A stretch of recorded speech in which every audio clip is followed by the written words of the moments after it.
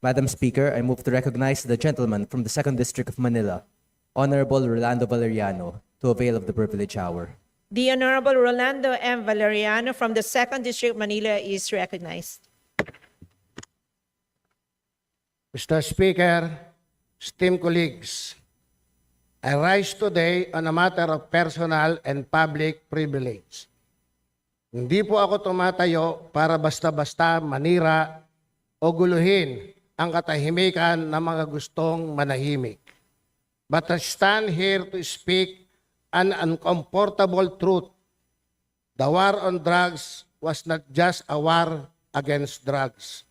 In many instances, it became a war against the truth, a war against the poor, and a war orchestrated in part by those sworn to uphold the law. The 19th Congress, through the brave work of the Quad Committee, began to uncover a deeply rooted system of abuse that thrived under the banner of peace and order. At ang ating natuklasan ay tunay na nakababahala, nakakagalit at nakakahiya.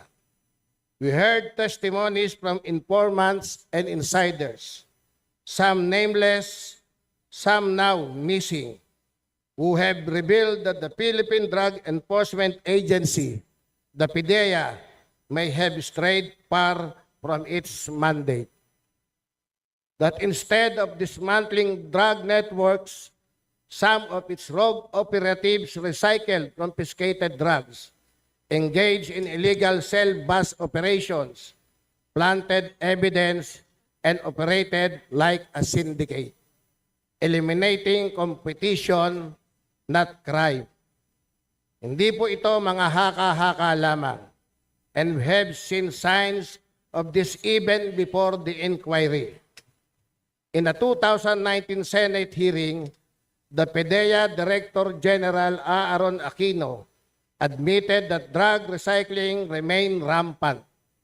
In March 2023, the House of Representatives was told that up to 70% of seized drugs were being given to asset or informants. In Dumaguete, 5 PDEA operatives were convicted for staging a fake buy-bust.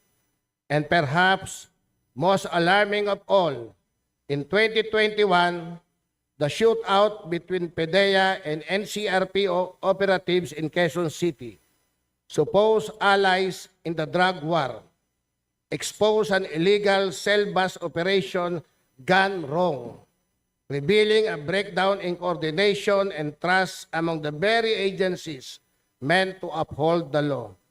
This incident cast serious doubt on the integrity of operations conducted under the war on drugs. Let's not forget that during the war on drugs, Ninja Cups became a target to kill worth 1 million pesos. When this issue of Ninja Cups emerged, police officers allegedly recycling drugs and profiting from the very problem they were supposed to fight. The public was outraged, and rightly so.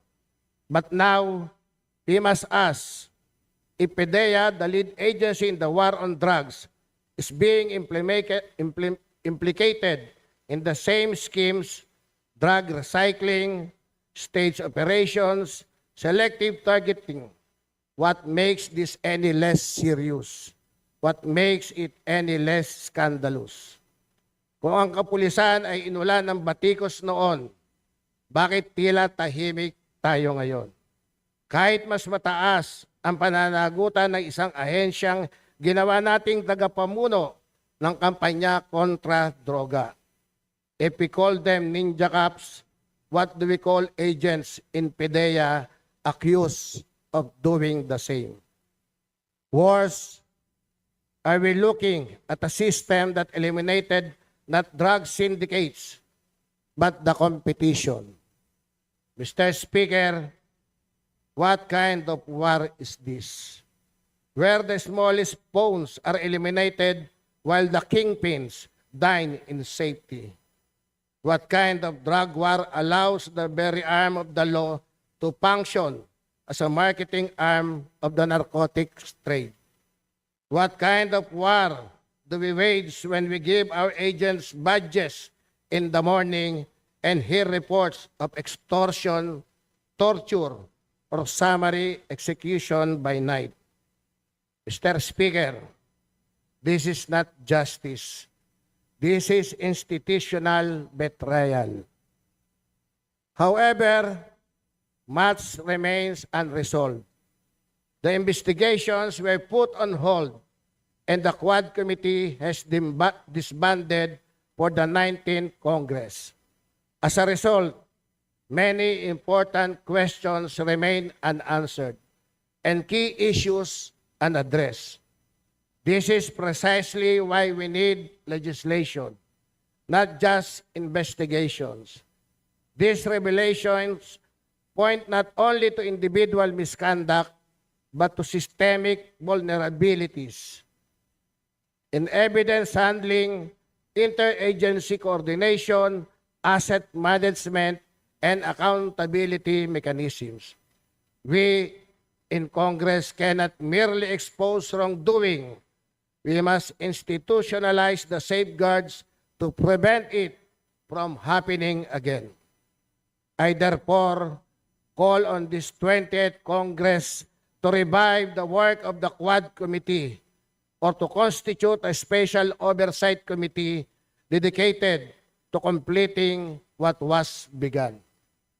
1.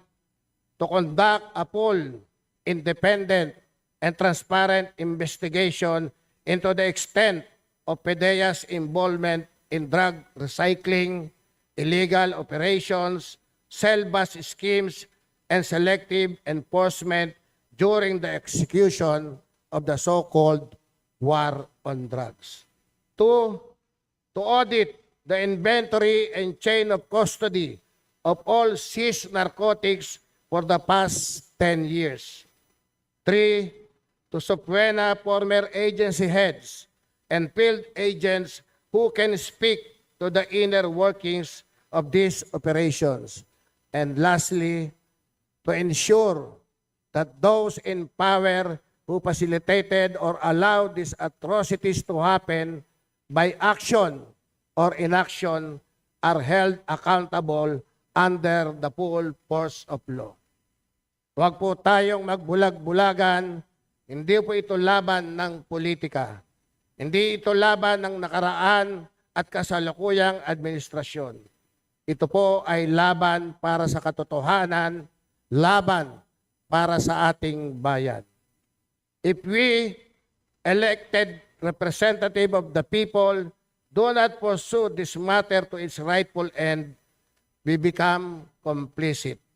We become accessories to the eradication of the existence of thousands of lives and the degradation of our very own institutions. Ipakita natin sa sambayanang Pilipino na walang sino man ang ligtas sa pananagutan, na walang institusyong hindi pwedeng imbestigahan at ang katotohanan, gaano mang kasakit, ay unang hakbang sa paghilom ng sugat ng bayan patungo sa bagong Pilipinas.